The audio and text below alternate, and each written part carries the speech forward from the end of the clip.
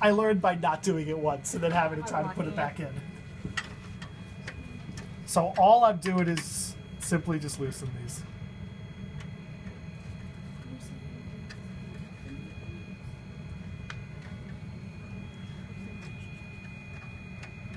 Not the easiest thing. It's a little tight. So what is that?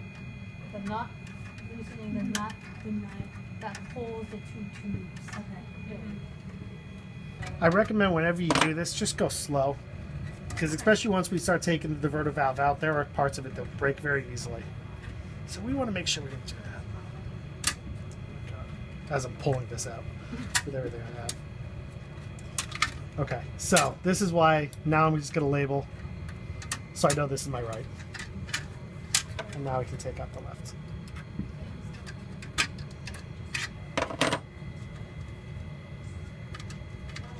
Well, this comes off too. This is our air pump. This is the filter to the air pump is right here. Alright, so then there's two screws. I don't know if you want to get the camera down there. There are two screws on underneath. We're going to remove those two screws. Okay. Ah. Again, being careful is really paramount here. Half because we don't want to pull this whole thing out. And once we take the diverter valve out, the diverter valve has some fragile parts too. So you just want to take it slow, take your time.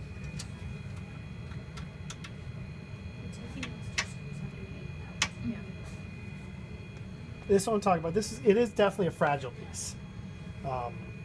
You see we have a little bit of buildup there. So it might be good to get that. This is just a washer. If we wanted to take this whole piece apart, we take out these two screws. Yep. Well, yeah, really, yeah, right in the back. The one thing to watch out for here is what some people will do is they'll like take some more tape and mark one side, so you always know where the side lines up. If we wanted to do that, so I need 3 small pieces of tape.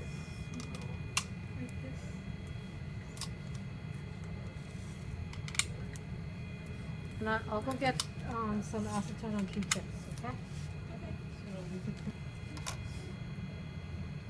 Now, Oh. there's 1, there's 2, It's like Legos. Yeah. and that will keep where it is. So you normally you want to keep this piece together. And then what I'll do is I'll just put this table.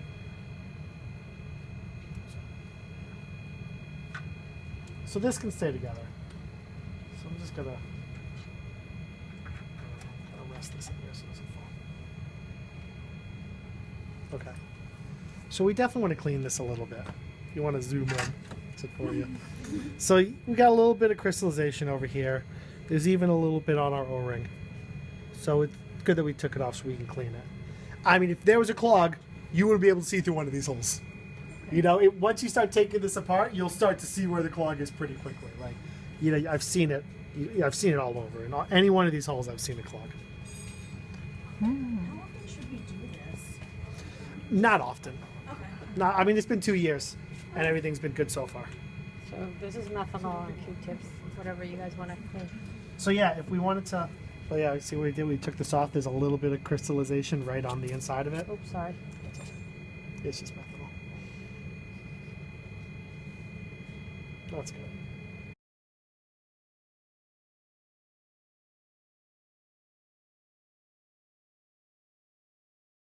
Too tight afterwards, you can crack the glass. It will still work with cracked glass. What you want to do is just make sure you remove some of the, you know, broken pieces, get them out of the way so they're not falling into your sample. It's just like, it's not even glass, honestly. I think it's just plastic. It's just a casing for the wiring. All right, this piece and then that piece. This piece Yep. goes. Well, here, now watch this. Let me turn around this way. If we put this in, see how it doesn't really fit? So that's a sign. So there's that way. Literally. And then the tape goes with the tape. Yep. And then we're just putting those big screws. You want to go through the other way. Through one other way. through the bottom. Okay.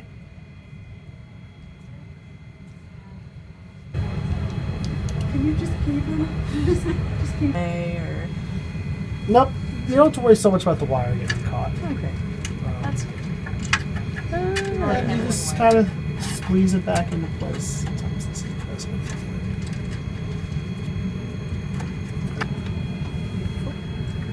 As any time with screws, you want to make sure the washers are there. Make sure.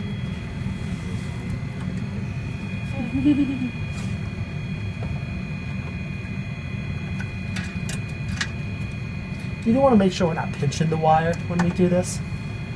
But I mean, as long as it's not pinched, the wire can go in any direction. Oh, the wire.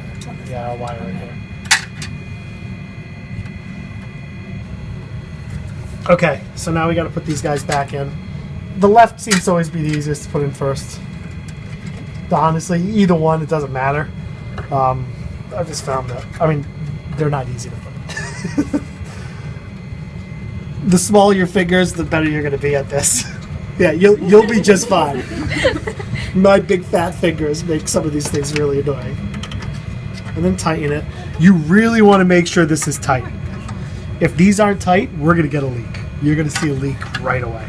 Those wires that you put back in? Yep. Maybe you should just this. Okay, so now I can take off my sticker. You guys want to push this back so you don't pinch any lines again?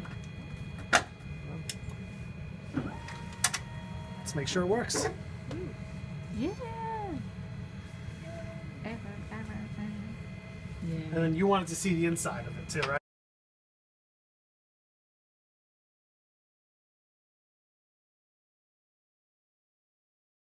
A warranty? Call me.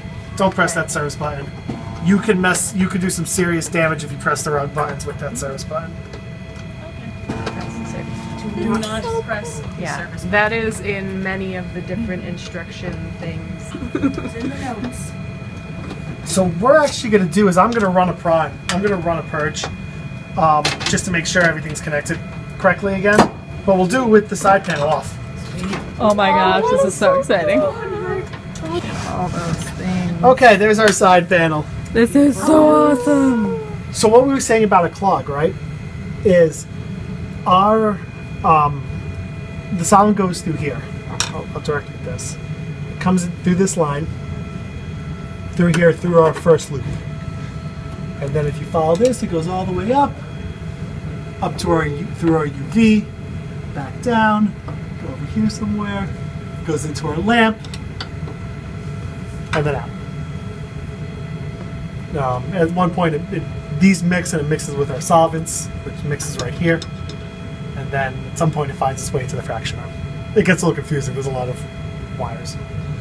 So we have our two pumps, our A and our B pump, right? We have our UV. We have our lamp. If you look, it has a nice purplish glow to it. Yes. When the lamp dies, the purple glow turns a little red. That's when we know the lamp's dead. The valve control. Have you guys had the vapor sensor go off on you before? Many times. There's our vapor sensor right here. So now it's priming our B pump. So it's pulling our solvents and then it's going to push it through.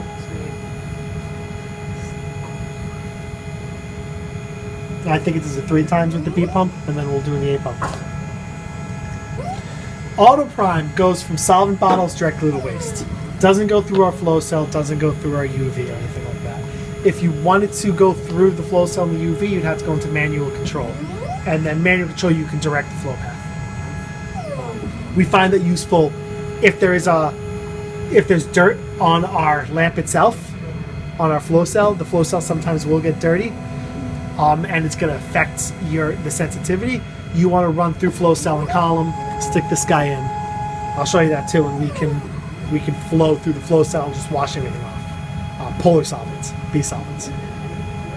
Well, depends, normal phase or reverse phase. But whatever your aggressive solvent is, what you want to use for that.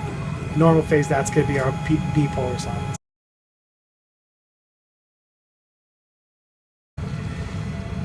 Let's say here's a scenario that we see a lot. You do your run, you get no UV signal at all. It's baseline the entire time. You did the run 2 days ago and you got a great UV signal and you call me up and say, Aaron, what the hell just happened? 9 times out of 10, the flow cell is dirty, and we need to wash our flow cell, because if there's anything on the flow cell, what happens is that at the beginning of every run, it auto zeros the system.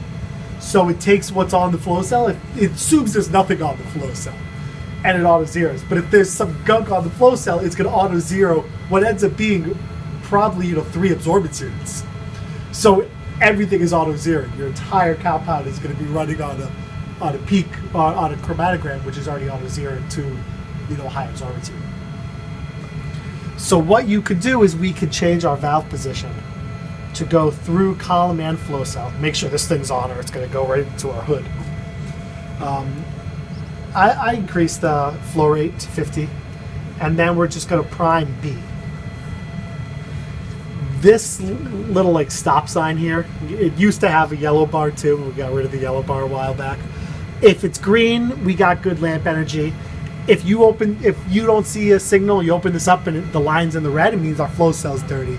Doing something like this will just go through the flow cell, wash it clean. Only takes 5 or 6 seconds. You'll see this pop right back up into the green area, and you're good to go. So when it's dirty, it would be in the red? Exactly. Okay. And then when you're done, you just want to press stop. This is another thing. If you press prime B and walk away, it'll prime B all day long, and it will not detect the level on manual control. So you want to prime B. You want to make sure you're standing here, so you don't run out and come back an hour and a half later, forgetting that you had prime B an hour and a half ago. You can take this off. We're going to remove this nut, which can be a little tricky.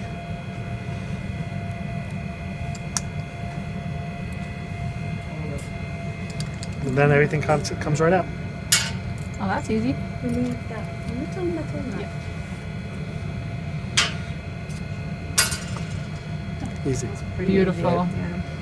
That was a nice demonstration. I remember it being easy. Now the one thing is there's an O-ring in here, and sometimes when you take it off, the O-ring will pop out. Just don't lose the O-ring. That little The black part. rubber. Okay. See that? Oh, That nice. makes the seal. That places our seal. Exactly. Without that, it'll leak all day long. And then put it back together the same way. Nice and easy. This thing could be a little bit of a pain to put on and off. So normally would you take it apart and clean it? No, you can just clean it right like this. Okay. The only reason you ever want to take it apart is to put a new one on. Oh, okay. Just make sure you tighten that thing. Because, yeah, I've had salvage streaming Leaks. down there. Yeah.